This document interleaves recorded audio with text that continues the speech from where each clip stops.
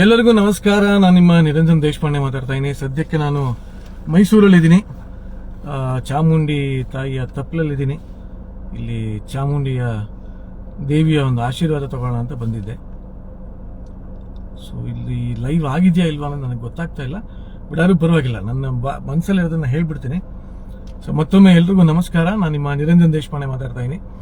So ಒಂದು ಸ್ವಲ್ಪ ಹೊತ್ತಿಗೆ ಮುಂಚೆ ನನಗೆ ಒಂದಷ್ಟು ನೂರಾರು ಮೆಸೇಜ್ಗಳು ಬರ್ತಾ ಇತ್ತು, ನನ್ನ ಫೇಸ್ಬುಕ್ಗಾಗಲಿ ನನ್ನ ಇನ್ಸ್ಟಾಗ್ರಾಮ್ಗಾಗಲಿ.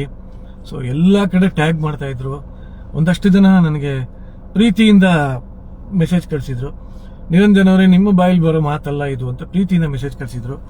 ಇನ್ನೊಂದಷ್ಟು ಜನ ಬೈದು ಮೆಸೇಜ್ ಹಾಕಿರಲ್ಲ, ನೀನ್ ಯಾವನ ಹಿಂಗೆ ಮಾತಾಡಕ್ಕೆಲೇ ಅಂತ. ಇನ್ನೊಂದಷ್ಟು ಜನ ನಿಜವಾಗ್ಲೂ ದೊಡ್ಡ ದೊಡ್ಡ ಕನ್ನಡ ಪರ ಹೋರಾಟಗಾರರು ನನಗೆ ಮೆಸೇಜ್ ಮಾಡಿದ್ರು. ಕಾಲಲ್ಲಿ ಕೂಡ ಇವಾಗ ತಾನೇ ಮಾತಾಡಿದೆ. ಲೋಕೇಶ್ ಗೌಡ್ರಲ್ಲ, ಈಗ ತಾನೇ ಮಂಡ್ಯದ ನಮ್ಮ ಲೋಕೇಶ್ ಗೌಡ್ರ ಅವ್ರ ಹತ್ರನೂ ಮಾತಾಡ್ತಾ ಇದ್ದೆ. ಅವರು ಕೂಡ ಅದೇ ತಿಳಿ ಹೇಳಿದ್ರು, ಇಲ್ಲ ನೀವು ಆ ಥರ ಮಾತಾಡಬಾರ್ದಾಗಿತ್ತು, ಬೇರೆ ಯಾರೋ ಮಾತಾಡೋದು ಪರವಾಗಿಲ್ಲ, ನೀವು ಆ ಥರ ಮಾತಾಡಬಾರ್ದಾಗಿತ್ತು ಅಂತ. ಸೊ ಇನ್ ಕೆಲವರು ಇಷ್ಟ ಬಂದಂಗೆ ಅಮ್ಮನ ಅಕ್ಕನ ಅದು ಇದು ಹಂಗೆ ಹಿಂಗೆ ನಮ್ಮಮ್ಮ ತಾಯಿ ನಮ್ಮ ಅಕ್ಕ ಅವ್ರು ಏನ್ ಮಾಡಿದ್ರು ಪಾಪ, ಅವ್ರಿಗೆಲ್ಲ ಬೈದು ಏನೋ ಮೆಸೇಜ್ ಹಾಕ್ತಾ ಇದ್ದಾರೆ. ಓಕೆ, ಇದೆಲ್ಲದಕ್ಕೂ ಕಾರಣ ವೆರಿ ವೆರಿ ಸಿಂಪಲ್. ಇತ್ತೀಚೆಗಷ್ಟೇ ನಂದೊಂದು ಸಂದರ್ಶನ ಆಯಿತು ಒಂದು ಯೂಟ್ಯೂಬ್ ಮಾಧ್ಯಮದಲ್ಲಿ. ಸೊ ಅಲ್ಲಿ ನಾನು ಕನ್ನಡ ಪರ ಹೋರಾಟಗಾರರು ಅನ್ನೋ ಒಂದು ಪದ ಬಳಕೆ ಮಾಡಿದ್ದೆ. ಅದು ಹಾಗೆ ಒಂದು ಕುವೆಂಪು ಅವ್ರ ಬಗ್ಗೆ, ಪೂರ್ಣಚಂದ್ರ ತೇಜಸ್ವಿ ಅವ್ರ ಬಗ್ಗೆ, ಇನ್ನೊಂದೇನೋ ಹಾಗೆ ಮಾತುಕತೆ ಬರ್ತಾ ಇತ್ತು. ಕನ್ನಡ ಕವನಗಳು, ಸಾಹಿತ್ಯ, ಇದ್ರ ಬಗ್ಗೆ ಎಲ್ಲ ಮಾತಾಡ್ತಾ ಒಂದು ಹಿಂಗೆ ಮಾತಿನ ಭರದಲ್ಲಿ ನಾನೇನೋ ಅಂದುಬಿಟ್ಟಿದ್ದೆ. ಕನ್ನಡ ಪರ ಹೋರಾಟಗಾರರು ನಿಜವಾಗ್ಲೂ ಒಂದಷ್ಟು ಜನ ಕನ್ನಡದ ಬಗ್ಗೆ ತಿಳ್ಕೊಂಡು, ಕನ್ನಡದವನ್ನ ನಿಜವಾಗ್ಲೂ ಅರ್ಥಕೊಂಡು, ಅದರಲ್ಲಿ ಎಷ್ಟೋ ಜನ ಕನ್ನಡ ಲೆಕ್ಚರರ್ಸ್ ಇದ್ದಾರೆ. ಸೊ ಅವರೆಲ್ಲ ನಿಜವಾಗ್ಲೂ ಹೋರಾಟ ಮಾಡ್ತಾ ಇದ್ದಾರೆ, ಖುಷಿ ಆಗುತ್ತೆ. ಬಟ್ ಇನ್ ಕೆಲವರು ಕನ್ನಡದ ಬಗ್ಗೆ ಏನೂ ಗೊತ್ತಿಲ್ಲ ಹೋರಾಟ ಮಾಡುತ್ತಾರೆ, ಕನ್ನಡವೇ ಗೊತ್ತಿಲ್ಲ ಅವ್ರಿಗೆ, ಏನೇನೋ ಕೆಟ್ಟದಾಗ ಕನ್ನಡ ಮಾತಾಡ್ತಾರೆ ಅಂತೆಲ್ಲ ಸುಮ್ಮನೆ ಮಾತಿನ ಬರದಲ್ಲಿ ಹೇಳ್ಬಿಟ್ಟಿದೆ. ನಾನು ನೊಂದ್ಕೊಂಡು ಹೇಳಿದ್ದೆ. ಅಂದ್ರೆ ಇವಾಗ ಒಂದು ಇಂಗ್ಲಿಷಲ್ಲಿ ತಪ್ಪಾದ್ರೆ ಅದು ನಿಜವಾಗ್ಲೂ ಗ್ರಾಮರ್ ಮಿಸ್ಟೇಕ್, ಅದನ್ನ ತಪ್ಪು ಮಾಡೋ ಹಾಗೆ ಇಲ್ಲ ಅಂತಿದ್ದಾಗ ಕನ್ನಡದಲ್ಲೂ ತಪ್ಪು ಯಾಕೆ ಆಗ್ಬೇಕು, ಸ್ವಲ್ಪ ಅದು ಉಚ್ಚಾರಣೆ ಸ್ವಲ್ಪ ಗಮನ ಇರ್ಬೋದು ಅಂತೆಲ್ಲ ಈ ತರ ಏನೋ ಮಾತು ಬಂತು. ಮಾತಿನ ಬರದಲ್ಲಿ ನಾನು ಕನ್ನಡ ಪರ ಹೋರಾಟಗಾರರು ಇನ್ಮೇಲೆ ಅದು ಸ್ವಲ್ಪ ಕೆಲವರು, ಎಲ್ಲರೂ ಅಲ್ಲ, ನಿಜವಾಗ್ಲೂ ನೋಡಿ, ನಮಗೆ ನಮ್ಮ ರೂಪೇಶ್ ರಾಜಣ್ಣ ಇವರೆಲ್ಲ ಪರಿಚಯ, ನಂಗೆ ಬಹಳ ಆತ್ಮೀಯರವರೆಲ್ಲ.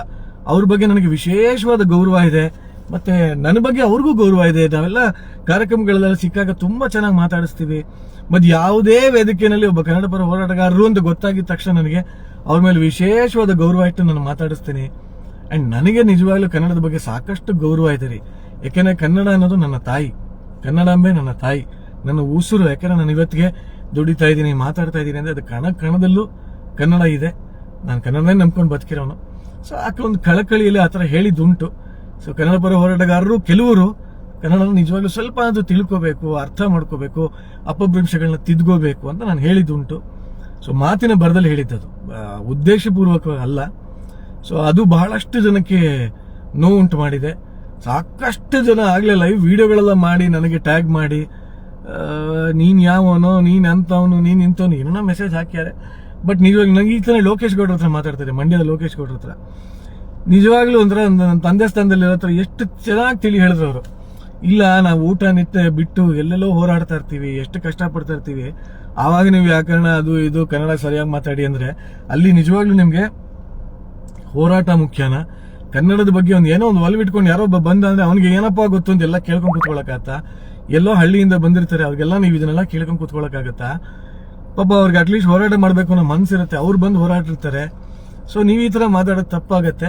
ನೀವೇನೋ ಮಾತಿನ ಬರದಲ್ಲಿ ಹೇಳಿದೀರಾ, ತಲೆ ಕೆಡ್ಸ್ಕೋಬೇಡಿ, ಒಂದು ಕ್ಷಮೆ ಕೇಳ್ಬಿಡಿ, ಅದ್ರಲ್ಲಿ ಏನು ನೀವೇನ್ ಚಿಕ್ಕವರಾಗಲ್ಲ ಅಂದ್ರು. ಖಂಡಿತವಾಗ್ಲೂ ಸರ್ ನಾನು ಮೊದ್ಲು ಕ್ಷಮೆ ಕೇಳ್ತೀನಿ ಅಂತ ಹೇಳಿದೆ. ಯಾಕೆಂದ್ರೆ ಸತ್ಯವಾದ ಮಾತು ಹೇಳಿದಾರ ಅವ್ರು. ಯಾಕಂದ್ರೆ ನಾವು ಏನೋ ನಮ್ಮ ಪೂರ್ವಜನ್ಮದ ಸಂಸ್ಕಾರನೋ ಪೂರ್ವಜನ್ಮದ ಪುಣ್ಯನೋ ಎಲ್ಲೋ ಒಂದ್ ಕಡೆ ನಾವು ಚೆನ್ನಾಗಿ ಓದ್ಕೊಂಡ್ವಿ, ಏನೋ ಕನ್ನಡದ ಬಗ್ಗೆ ಒಂದು ಸ್ವಲ್ಪ ತಿಳಿ ಹೇಳಿದ್ರು. ನಮ್ಮ ಮೇಸ್ಟ್ರುಗಳೆಲ್ಲ ನಂಗೆ ತುಂಬಾ ಚೆನ್ನಾಗಿ ಬುದ್ಧಿ ಹೇಳ್ಕೊಟ್ರು, ಕನ್ನಡ ಚೆನ್ನಾಗಿ ಪಾಠ ಮಾಡಿದ್ರು. ಬಟ್ ಬಹಳಷ್ಟು ಜನಕ್ಕೆ ಪಾಪ ಅದು ಒಂದು ಇರಲ್ಲ ಅದು. ಸೊ ಅವ್ರಿಗೆ ಹೋರಾಟ ಮಾಡಬೇಕು, ಕನ್ನಡದ ಪರ ನನ್ನ ಕೂಗು ಇರಬೇಕು, ನಾನು ಏನೋ ಬಂದು ಹೋರಾಟ ಮಾಡಬೇಕು ಅನ್ನೋ ಆಸಕ್ತಿ ಇರುತ್ತೆ. ಅವ್ರನ್ನೆಲ್ಲ ನಾನು ಈ ತರ ಹೇಳಿದ್ದು ನನ್ನ ತಪ್ಪೇ, ಅದು ನಿಜವಾಗ್ಲೂ ನಾನು ಒಪ್ಕೋತೀನಿ, ಖಂಡಿತವಾಗ್ಲೂ ಅಕ್ಷಮ್ಯ ಅಪರಾಧನೇ ಅದು. ಸೊ ಮಾತಿನ ಬರದಲ್ಲಿ ಆ ಮಾತನ್ನು ಹೇಳಿದ್ದೀನಿ. ಸೊ ನನ್ನ ಮಾತಿಂದ ಬಹಳಷ್ಟು ಜನ ಪಾಪ ಕನ್ನಡ ಪರ ಹೋರಾಟಗಾರರಿಗೆ ಬೇಜಾರು ತಂದಿದೆ ಅಂತ ನನಗೆ ವಿಷಯ ಮುಟ್ಟಿತು.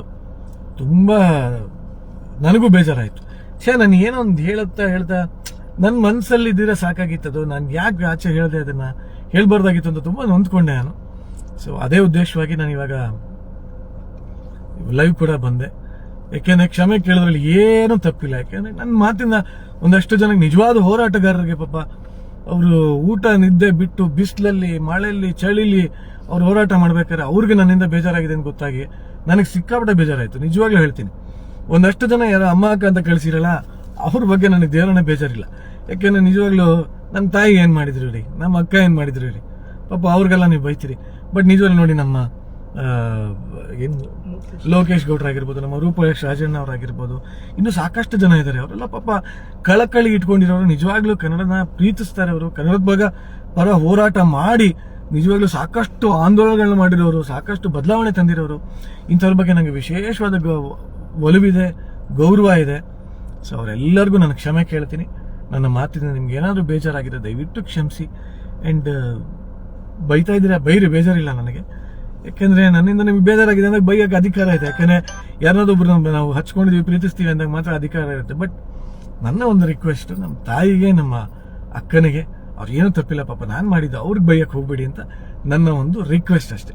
ಸೊ ಮತ್ತೊಮ್ಮೆ ನಿಮ್ಮೆಲ್ಲರಲ್ಲೂ ನನ್ನ ಕ್ಷಮೆ ಕೇಳ್ತಾ ನಾನು ಈ ವಿಡಿಯೋನ ಮುಗಿಸ್ತಾ ಇದ್ದೀನಿ. ನಾನು ಹೇಳೋದು ಒಂದೇ ರೀ, ನನ್ನ ಉಸಿರು ಕನ್ನಡ, ನನ್ನ ತಾಯಿ ಕನ್ನಡ, ನನ್ನ ಕಣದ ರಕ್ತ ಕಣಗಳು ಕನ್ನಡನೇ ಇದೆ. ಯಾಕೆಂದರೆ ನಾನು ಕನ್ನಡವನ್ನೇ ನಂಬ್ಕೊಂಡು ಬದುಕ್ತಾ ಇರೋನು. ಕನ್ನಡಾಂಬೆಗೆ ಯಾವತ್ತಿದ್ರೂ ಜಯವಾಗಲಿ. ಸಿರಿಗನ್ನಡಂ ಗೆಲ್ಗೆ, ಸಿರಿಗನ್ನಡಂ ಬಾಳ್ಗೆ. ನಿಮ್ಮೆಲ್ಲರ ಶುಭ ಹಾರೈಕೆ ನನ್ನ ಮೇಲಿರಲಿ, ಕ್ಷಮೆ ಕೂಡ ಇರಲಿ. ಆ್ಯಂಡ್ ಈ ಒಂದು ಬಡ ಕಲಾವಿದ, ಪುಟ್ಟ ಕಲಾವಿದನ ಮೇಲೆ ನಿಮ್ಮ ಆಶೀರ್ವಾದ ಇರಲಿ. ಎಲ್ಲ ಕನ್ನಡ ಪರ ಹೋರಾಟಗಾರಗಳಿಗೆ ಮತ್ತೊಮ್ಮೆ ಕ್ಷಮೆ ಇರಲಿ. ಧನ್ಯವಾದಗಳು.